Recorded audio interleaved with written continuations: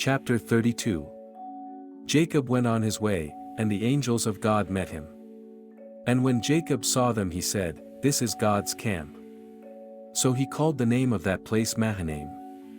And Jacob sent messengers before him to Esau his brother in the land of Seir, the country of Edom, instructing them, "Thus you shall say to my lord Esau, Thus says your servant Jacob, I have sojourned with Laban and stayed until now. I have oxen, donkeys, flocks, male servants, and female servants.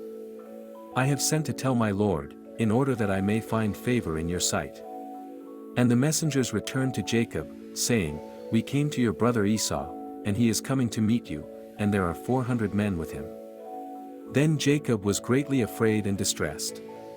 He divided the people who were with him, and the flocks and herds and camels, into 2 camps, thinking, "If Esau comes to the one camp and attacks it, then the camp that is left will escape." And Jacob said, "O God of my father Abraham and God of my father Isaac, O Lord, who said to me, Return to your country and to your kindred, that I may do you good, I am not worthy of the least of all the deeds of steadfast love and all the faithfulness that you have shown to your servant, for with only my staff I crossed this Jordan, and now I have become 2 camps. Please deliver me from the hand of my brother, from the hand of Esau, for I fear him, that he may come and attack me, the mothers with the children. But you said, I will surely do you good, and make your offspring as the sand of the sea, which cannot be numbered for multitude." So he stayed there that night, and from what he had with him he took a present for his brother Esau, 200 female goats and 20 male goats, 200 ewes and 20 rams, 30 milking camels and their calves, 40 cows and 10 bulls, 20 female donkeys and 10 male donkeys. These he handed over to his servants, every drove by itself, and said to his servants, "Pass on ahead of me and put a space between drove and drove." He instructed the first, "When Esau my brother meets you and asks you, 'To whom do you belong? Where are you going?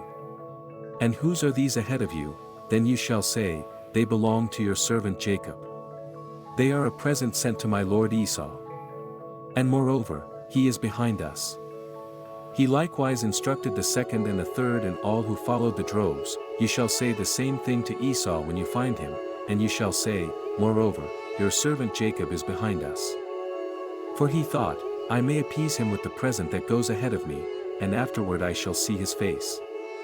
Perhaps he will accept me." So the present passed on ahead of him, and he himself stayed that night in the camp. The same night he arose and took his 2 wives, his 2 female servants, and his 11 children, and crossed the ford of the Jabbok. He took them and sent them across the stream, and everything else that he had. And Jacob was left alone. And a man wrestled with him until the breaking of the day. When the man saw that he did not prevail against Jacob, he touched his hip socket, and Jacob's hip was put out of joint as he wrestled with him. Then he said, "Let me go, for the day has broken." But Jacob said, "I will not let you go unless you bless me." And he said to him, "What is your name?" And he said, "Jacob." Then he said, "Your name shall no longer be called Jacob, but Israel, for you have striven with God and with men, and have prevailed." Then Jacob asked him, "Please tell me your name." But he said, "Why is it that you ask my name?" And there he blessed him. So Jacob called the name of the place Peniel, saying, "For I have seen God face to face, and yet my life has been delivered." The sun rose upon him as he passed Peniel, limping because of his hip.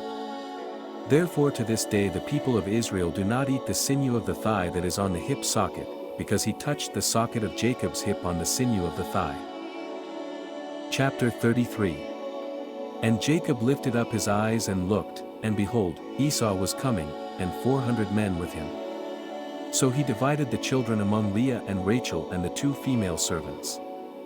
And he put the servants with their children in front, then Leah with her children, and Rachel and Joseph last of all. He himself went on before them, bowing himself to the ground 7 times, until he came near to his brother.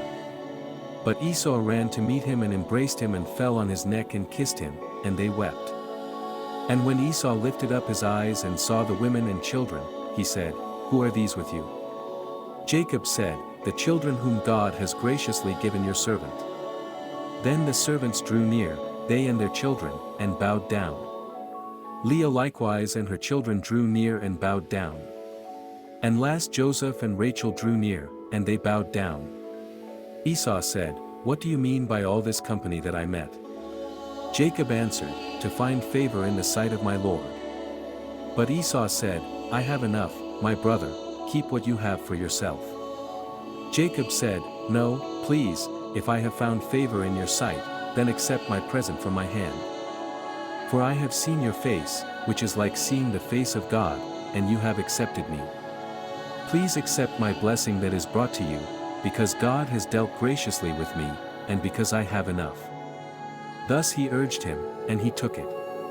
Then Esau said, "Let us journey on our way, and I will go ahead of you." But Jacob said to him, "My Lord knows that the children are frail, and that the nursing flocks and herds are a care to me. If they are driven hard for one day, all the flocks will die. Let my Lord pass on ahead of his servant, and I will lead on slowly, at the pace of the livestock that are ahead of me and at the pace of the children, until I come to my Lord in Seir." So Esau said, "Let me leave with you some of the people who are with me." But he said, "What need is there? Let me find favor in the sight of my Lord." So Esau returned that day on his way to Seir. But Jacob journeyed to Succoth, and built himself a house and made booths for his livestock. Therefore the name of the place is called Succoth. And Jacob came safely to the city of Shechem, which is in the land of Canaan, on his way from Paddan Aram, and he camped before the city. And from the sons of Hamor, Shechem's father, he bought for 100 pieces of money the piece of land on which he had pitched his tent. There he erected an altar and called it Elilohizrael. Chapter 34. Now Dinah the daughter of Leah, whom she had borne to Jacob, went out to see the women of the land. And when Shechem the son of Hamor the Hivite, the prince of the land, saw her, he seized her and lay with her and humiliated her. And his soul was drawn to Dinah the daughter of Jacob. He loved the young woman and spoke tenderly to her. So Shechem spoke to his father Hamor, saying, "Get me this girl for my wife." Now Jacob heard that he had defiled his daughter Dinah. But his sons were with his livestock in the field, so Jacob held his peace until they came. And Hamor the father of Shechem went out to Jacob to speak with him. The sons of Jacob had come in from the field as soon as they heard of it, and the men were indignant and very angry, because he had done an outrageous thing in Israel by lying with Jacob's daughter, for such a thing must not be done. But Hamor spoke with them, saying, "The soul of my son Shechem longs for your daughter. Please give her to him to be his wife. Make marriages with us. Give your daughters to us, and take our daughters for yourselves. You shall dwell with us, and the land shall be open to you. Dwell and trade in it, and get property in it." Shechem also said to her father and to her brothers, "Let me find favor in your eyes, and whatever you say to me I will give. Ask me for as great a bride price and gift as you will, and I will give whatever you say to me. Only give me the young woman to be my wife." The sons of Jacob answered Shechem and his father Hamor deceitfully, because he had defiled their sister Dinah. They said to them, "We cannot do this thing, to give our sister to one who is uncircumcised, for that would be a disgrace to us. Only on this condition will we agree with you, that you will become as we are by every male among you being circumcised. Then we will give our daughters to you, and we will take your daughters to ourselves, and we will dwell with you and become one people. But if you will not listen to us and be circumcised, then we will take our daughter, and we will be gone."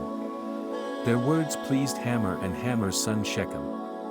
And the young man did not delay to do the thing, because he delighted in Jacob's daughter. Now he was the most honored of all his father's house.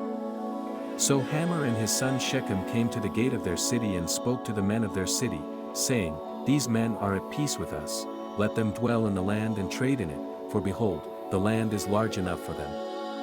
Let us take their daughters as wives, and let us give them our daughters. Only on this condition will the men agree to dwell with us to become one people, when every male among us is circumcised as they are circumcised. Will not their livestock, their property, and all their beasts be ours? Only let us agree with them, and they will dwell with us." And all who went out of the gate of his city listened to Hamor and his son Shechem, and every male was circumcised, all who went out of the gate of his city. On the third day, when they were sore, two of the sons of Jacob, Simeon and Levi, Dinah's brothers, took their swords and came against the city while it felt secure and killed all the males. They killed Hamor and his son Shechem with the sword and took Dinah out of Shechem's house and went away. The sons of Jacob came upon the slain and plundered the city, because they had defiled their sister. They took their flocks and their herds, their donkeys, and whatever was in the city and in the field. All their wealth, all their little ones and their wives, all that was in the houses, they captured and plundered. Then Jacob said to Simeon and Levi, "You have brought trouble on me by making me stink to the inhabitants of the land, the Canaanites and the Perizzites. My numbers are few, and if they gather themselves against me and attack me, I shall be destroyed, both I and my household." But they said, "Should he treat our sister like a prostitute?"